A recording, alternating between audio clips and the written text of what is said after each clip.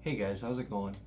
Continuing on again today with the theme of distractions, because I feel like that's a pretty important theme throughout Lent. We often tend to think mostly about the fact that for Lent we give things up.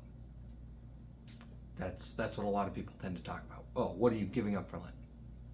But we're actually called to three things for Lent. We're called to prayer, fasting, and abstinence. That abstinence is the giving things up. Fasting, we mostly follow on Ash Wednesday and Good Friday. And then that prayer. And that prayer is kind of a big one.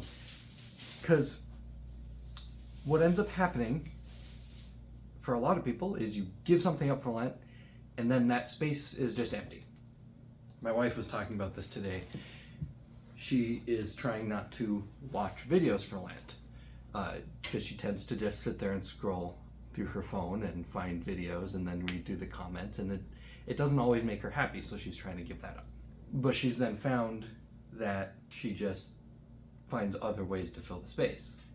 Like, rather than scrolling through videos, she scrolls through Facebook. Like I've talked about in the previous videos, especially the first one, the point of giving things up for Lent is to root things out that are getting between us and God. Right? It all comes down to having a relationship with God. So that's where that prayer element becomes so important, because just giving something up, just taking something that's getting in the way of you and God, isn't enough.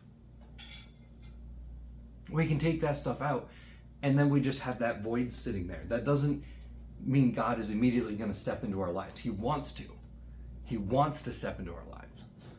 But we have to welcome him in. We have to invite him in to fill those spaces. We have to take the next step in building a relationship. It's really important to get rid of the things in a relationship that are making it hard to connect with one another. But then you have to actually try and connect with one another. And so we have that third requirement, that prayer requirement. Prayer can be a pretty broad set of things. It doesn't have to strictly be, sitting down and praying the rosary or the Our Father or anything like that. It doesn't have to be that strict. The point is that we're filling in the space so that we're building that relationship with Jesus more. So that when he dies for us at the end of Lent, when he comes back, and when he comes back at his second coming, that we'll be prepared for him. That we'll be able to have a relationship with him. There are a lot of stories in the Bible relating to Jesus' second coming.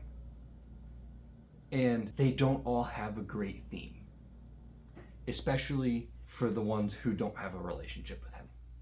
There's the tale of the 10 virgins, where there's 10 virgins waiting for their bridegroom to come for them. And 5 of the virgins keep their lanterns trimmed with oil and burning. And the other 5 become sedentary, and they let their lamps go dark. Well, then at a random time, see, in Jesus' time, how the Hebrews did their weddings was the bride and groom would meet, and if they agreed to the union, they would go their separate ways. The groom would build a house. He would literally build a house directly off of his parents' house. And the bride would go off and sew their wedding garments. Now, the groom didn't know when the house would be done. The groom would literally just keep building and building and building, and at some point his father would say, "You're ready."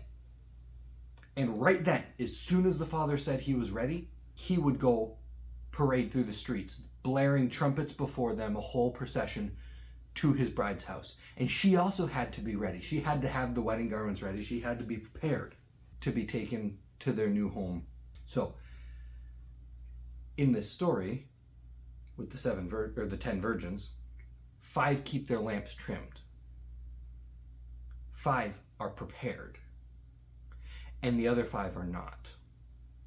And what happens is they hear the trumpet blasting, their bridegroom coming. And the 5 who did not keep their lamps trimmed say, "Give us some of your oil so that we may light our lamps." And the 5 who had their lamps ready said, "We do not have oil for you. Go to the market and buy your own." So the 5 who were unprepared leave, and they get their oil, and they come back. And they come back to the scene where the other 5 are gone, the bridegroom is not there, and the doors are shut. When they were gone, getting their oil for their lamps, the bridegroom came and took the 5 who were prepared and went off to the feast and took them to his house that he prepared for them. And the other 5 were locked out.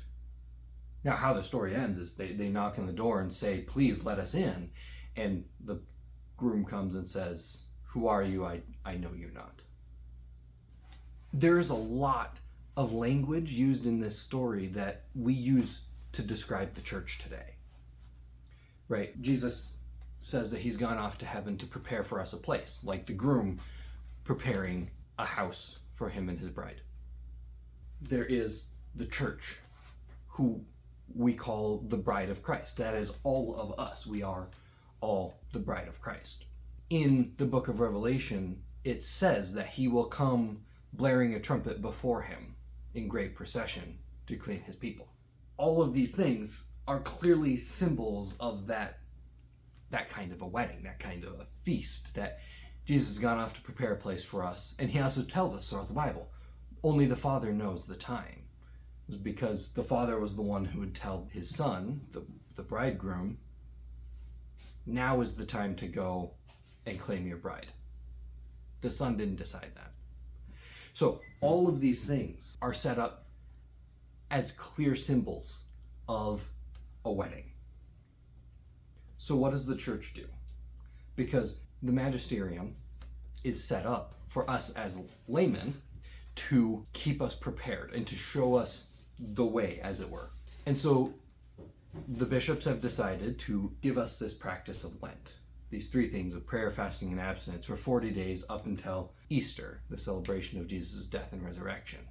So if we simply give things up, that still leaves us like the 5 brides who are unprepared. Because it is not simply giving things up and leaving space for Jesus. These 5 brides had room for Jesus. They were 5 virgins prepared to be brides. But they did not fill their lamps. They needed also to have the oil for the lamps to be prepared to light the way for the bridegroom on his coming. There's another tale where Jesus comes back and he separates the rams from the goats. It's a story many of us remember when we talk about the sheep and the goats, or the rams from the goats. Well, to one group he says, "Well done, my good and faithful servants, follow me into the kingdom." And to the other group he says, "Be gone." But that's not where it ends. Of course, they question him. They say, "When did we see you hungry and not feed you, and clothed, or naked and not clothe you?" Right? They ask them those specific things. When did we not basically form a relationship with you? When did we not put in the work to clothe you and feed you and be close with you? So remember, guys, it is not simply enough to give up something for Lent. We need to be able to fill that space so that we can build up and really work on that relationship with Christ, so that when he comes for us, we are ready. Thank you guys so much for watching that video. If you liked it, please give it a like down below. Throw something in the comment box. Tell me what you think of the video. Any comments that you might have on the things I had to say today. If you want to see more of these videos, I'm trying to put them out regularly throughout Lent. Hit the subscribe button. That way I'm more likely to show up in your feed. If you ring the bell, then I'll show up right in your subscription feed and you'll get notified when I do upload. So anyway, guys, thank you again. I hope you guys have a very penitential Lent. God bless.